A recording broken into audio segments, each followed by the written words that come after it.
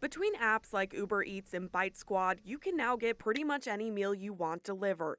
Many of the listed restaurants you may recognize from eating there in person, but some may be new. Ordering from Uber Eats, never have a real problem with it. This Memphian we're referring to is Mick Jones, orders from Uber Eats a couple times a week. Recently, he was craving Italian. Bellissimo Italian popped up, and we looked at the website, and it looked all prim and nice and, appetizing. Its website shows dishes from pasta to lasagna, so Jones put in an order and was told his food would be there in no more than 45 minutes. But the wait time kept getting longer and longer. Jones said he started checking Yelp reviews, which weren't positive. They mentioned getting hamburger buns as sides, low quality and cold food, long waits, and one calling it disgusting and pathetic. Jones decided to go see for himself what was going on and arrived to this storefront on Summer Avenue. It has Expodine written on the front, along with 4 different restaurant titles: 901 Tacos, Touch of the South, KC Barbecue, and Bellissimo Italian.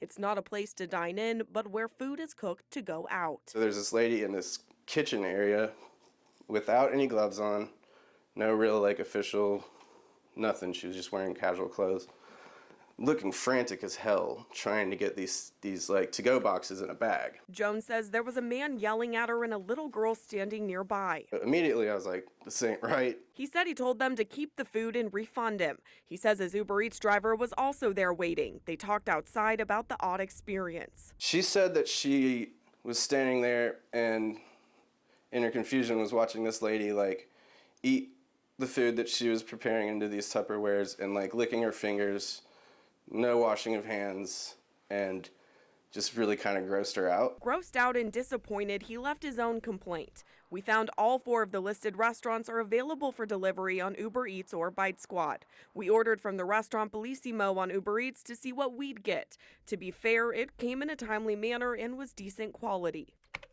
But when we dug into the parent company, Expodine LLC, we found they don't have an active business license with the state.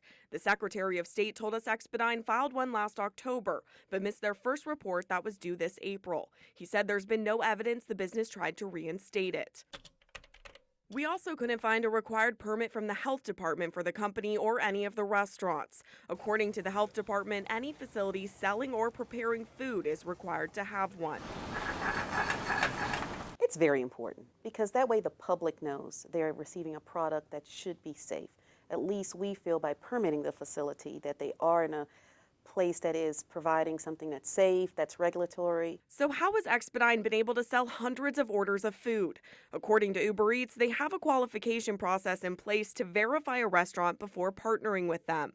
They wouldn't expand on what that process is. Other restaurants told us they don't remember having to provide proof of licensing or permits, but there are meal and safety standards you agree to when signing up. Their community guidelines say they'll revoke a business's access if they don't maintain valid restaurant licenses or permits, something we uncovered taking place. Uber Eats released a statement that says, "These are very concerning allegations. We've removed these restaurants' access to the app pending investigation." We went to the business to get their side of the story. We've gotten some complaints. The employee working referred us to the owner. We left multiple voicemails for him, went to listed addresses for him, and had the employee give him my number. My name's Bridget Chapman. I'm a reporter with Channel 3. But we've had no luck. After we brought our findings to the health department, they sent the business a closure letter, meaning they need to stop operations immediately. County officials say customers can always ask businesses if they're permitted or look online, but sometimes it's best to check out the conditions in person. Yelp is, now a big go-to when we're ordering from somewhere we have never heard of or has no reputation or of any kind. Hoping he never deals with an experience like that again. In Highland Heights, Bridget Chapman, WREG News Channel 3.